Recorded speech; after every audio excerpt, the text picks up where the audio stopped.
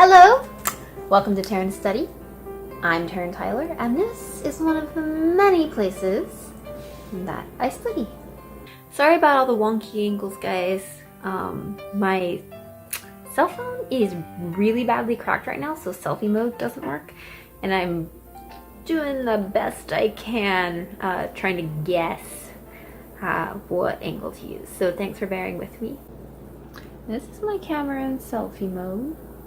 Today I want to talk to you about a conversation I had a couple weeks ago on my Instagram.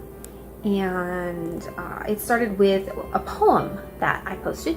This poem is called Intelligence. A flickering screen with words typed from knowledge in a chip. My mind's ability seems obsolete compared to its hip, quick clicks and artificial information made of binary synthesis. But machines will never learn to write poetry. So I wrote that a couple years ago in college. We have a piece of us as humans that you really just can't create. It's not a synthetic thing. It's our souls, basically, that makes us more and makes us seek out meaning.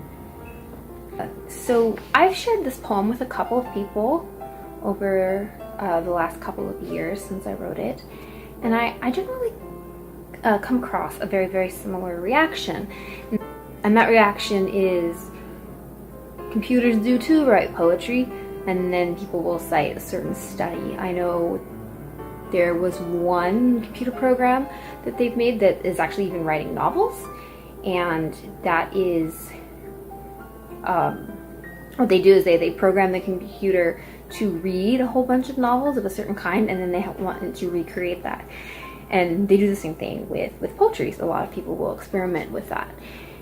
And my reaction has always been, well, yeah, but that's not real poetry. They're just mimicking it like a parrot would mimic language.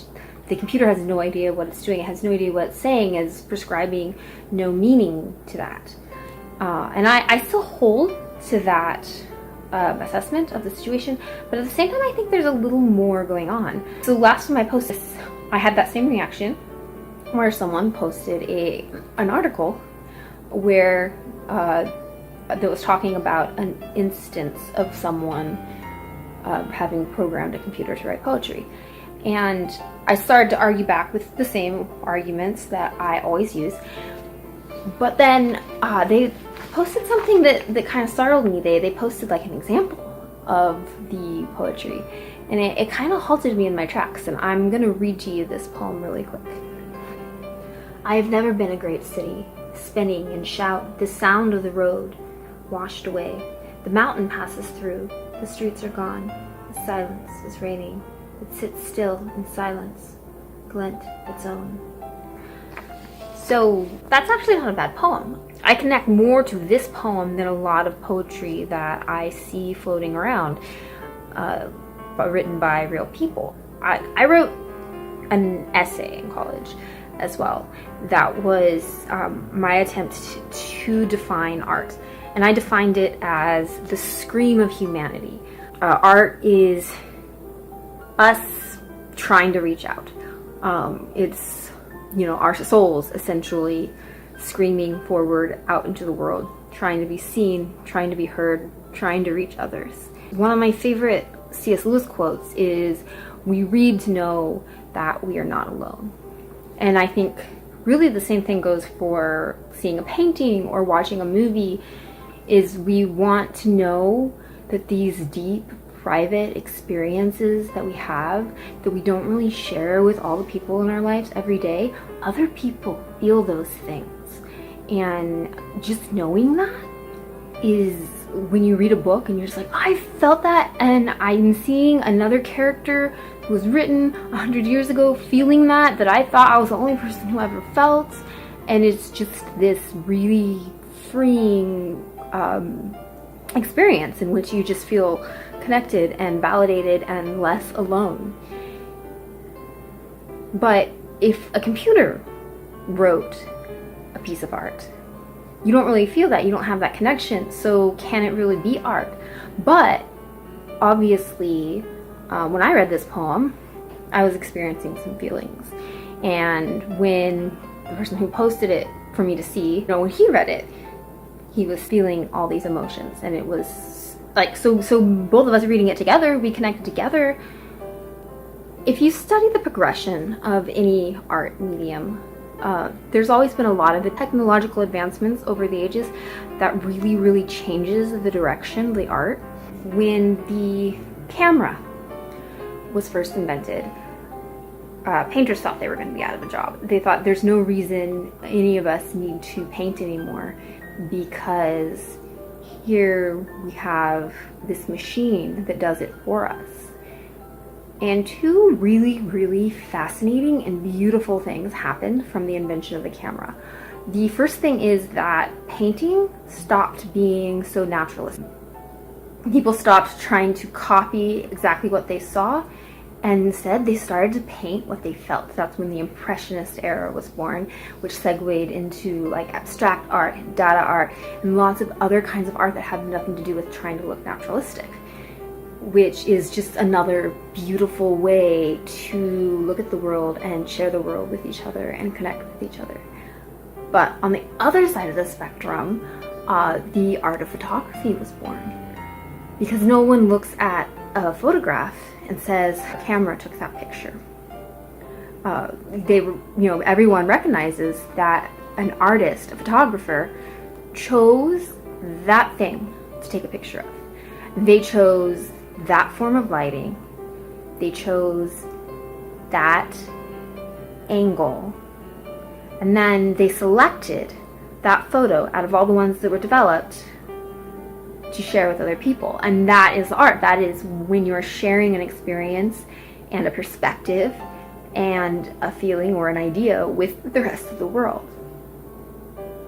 And so as I was thinking about this in relation to programming a computer to write poetry, I just thought the actual artist is the programmer who decided to